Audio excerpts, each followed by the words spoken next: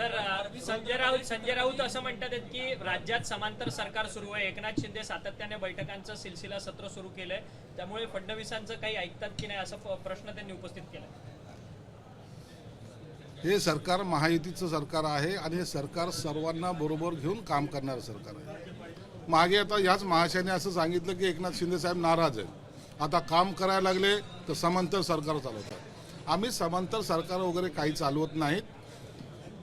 मुख्यमंत्री असेल, दोन्ही उपमुख्यमंत्री असेल, हे संगनमतानं सगळ्या कामाचं विभाजन करू, कुणी काय काम केलं पाहिजे आणि कशा पद्धतीने केले पाहिजे याची आखणी हे तिन्ही नेते एकत्रितपणे करतात आणि त्याच पद्धतीने त्यांचं कामकाज चालू आहे. म्हणून कामाला जी काही गती द्यायची, 100 डेजचा जो काही आम्ही प्रोग्राम घेतलेला आहे त्या कामाला गती कशी मिळेल याच्याकडे आमचं लक्ष असतं. म्हणून या अशा वायफट काही जे काही लोक कॉमेंट्स करतात त्याच्याकडे आम्ही मुळीच लक्ष देत नाही. हे सरकार अत्यंत मजबूतीने एक एक पावलं पुढं चाललेलं आहे आणि तुम्ही पाहाल या 100 दिवसाचा जो काही प्रोग्राम दिलेला आहे त्यामध्ये याचं सगळं प्रतिबिंब तुम्हाला दिसेल. सर, ठाकरे एकीकडे सातत्याने बैठका घेतात आहेत, परंतु त्यांच्या पक्षातून एकावरती एक नेते मंडळी जे आहेत ते पक्ष सोडताना पाहायला मिळतात. 25 आणि 20 तारखेला सर्व खासदार आमदारांची बैठक ठाकरेंनी बोलवली. हे काय पद्धत असते का? खासदार किती आहेत? जे काही 10-8 जे आहेत त्यातले 2-4 तर अब्सेंटच राहतात. आमदार किती आहेत? 20 आहेत. या सर्वांना काही एक दिवस देऊ शकत नाही. पण एकाला 20ला बोलवायचं, पुन्हा मग टांगती तलवार 25ला एकाला बोलवायचं. त्यांना आता फक्त एवढीच चाचपणी करायची की आपल्यापासून दूर किती लोक जात आहेत याची ते फक्त चाचपणी करण्यासाठी या बैठकी बोलवत आहेत. या बैठकीला तसा काही अर्थ राहिलेला नाही आणि मला वाटतं या बैठकीनंतर जे काही घडेल त्याला सुद्धा उबाटा गटाचे काही नेते हे जबाबदार असणार आहे. संजय राऊत सरकारला वायझेड म्हणतात. संजय राऊत सरकारला वायझेडचं सरकार म्हणतात, येड्यांचं सरकार म्हणतात. संजय राऊत मुळात येडा माणूस आहे. बिनडोक असलेल्या महाराष्ट्रातला एकमेव उदाहरण असेल तर ते संजय राऊत आहे. म्हणून ते अशा वायफट माणसाकडे बडबडण्याकडे आम्ही लक्ष देत नाहीत. मी अनेक वेळेला अनेक नेत्याने सांगितलं, अनेक प्रवक्त्याने सुद्धा सांगितलं की हे रात्रीचे न उतरलेली झिंग जी असते ती सकाळी 10 वाजता तो बोंबलतो. अनेकदा ते दशा पूर्ण उतरली का मग कामाला लागतो. मग मातोश्री व्हाया मग सामना पेपर हा त्याचा दिनक्रम आहे. म्हणून त्याच्या या कार्यक्रमाकडे आम्ही दुर्लक्ष करतो. राजन नाईक नंतरून वैभव नाईक देखील आता पक्ष सोडण्याच्या तयारीत आहेत, कसं बघता याकडे? राजन नाईक काय सांगत होते, साळवी काय सांगत होते, मी जाणार नाही, आले ना. वैभव नाईक ते सांगतायत ना. म्हणजे तुम्ही एक अर्थ समजून घ्या की हे सर्वजण जे काही येणारे आहेत ते सगळं नाही म्हणणार आहेत आणि सर्वजण येणार आहेत. आणि म्हणून आता भास्कर जाधव असतील, वैभव नाईक असतील, अनेक मान्यवर खासदार असतील, आमदार असतील, हे केव्हा येतील याचं तुम्हाला निश्चित तारीख एकनाथ शिंदे साहेब सांगू शकतील. म्हणून थोडंसं वेट अँड वॉचच्या भूमिकेत आपण सर्वजण राहिलं पाहिजे.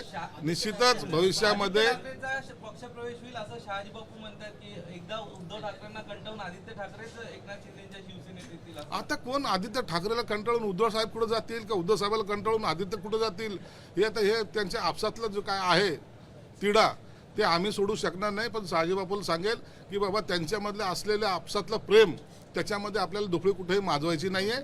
तेच स्वतः एकमेकाला जे डुबवायला तयार आहेत त्यांच्याबद्दल भाष्य करणं न करणं हेच उचित आहे. विकिपीडियावर छत्रपती संभाजीराजेंचा बदनामीकारक मजकूर जो आहे तो ठेवलेला आहे आणि तो हटवण्याची मागणी सध्या केली जाते. कारण छत्रपती संभाजीराजेंचा बदनामीकारक यांना पण आता त्या सगळ्या नावामध्ये सुद्धा चेंज वाटायला लागला. सगळीकडे संजय राऊत घेऊन जाऊ नका. तर संजय राऊतमुळे या महाराष्ट्राची वाट लागलेली आहे. देशाची बदनामी करणारा एकमेव नेता म्हणजे तो संजय राऊत आहे. त्याच्यावर बोलणं भाष्य करू नका.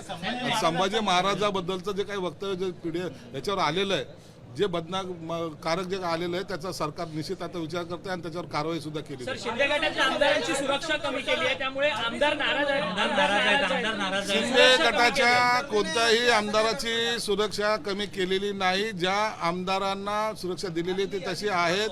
परंतु काही मोजके जे काही आमदार आहेत त्यांची सुरक्षा कमी केलेली आहे. त्यांनी स्वतः म्हणून सांगितलं असेल तर, परंतु असा कोणताही विचार सरकारचा नाही.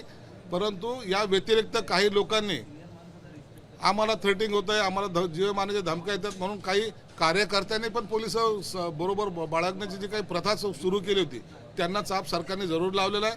त्यांची सुरक्षा काढलेली आहे आणि ज्यांना आवश्यक असेल जे पोलिसाच्या रिपोर्टमध्ये असतील, जे पोलिसांकडून रिकमेंड केले जातील त्यांना सर्वांना सुरक्षा दिली जाईल.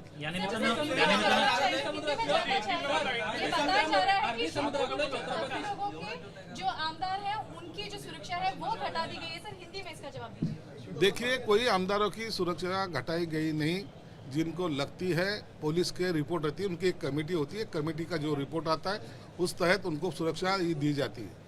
अभी भी अगर वैसी किसी की रिपोर्ट होगी तो उनकी सुरक्षा बढ़ाई जाएगी, ना कि कम की जाएगी। कुछ लोग जो है पॉलिटिक्स में के जो पदाधिकारी कह के घूमते हैं, उनको जो पुलिस का संरक्षण दिया गया है वो बहुत सारा हटाया गया है। नेता बन के घूमने से और साथ में पुलिस लेने से कुछ समाज में उसका जो मैसेज जो गलत जा रहा है वो आपने रोकने की कोशिश जरूर की है, लेकिन आमदारों की सुरक्षा घटाई नहीं जाएगी। राज्यामध्ये डान्स बार पुन्हा संघर्ष सुरू या होतील का? निमित्तानं राज्यात डान्स बार पुन्हा सुरू होतील का? या सगळ्या संदर्भात काही मंत्रिमंडळात चर्चा वगैरे झाली आहे का?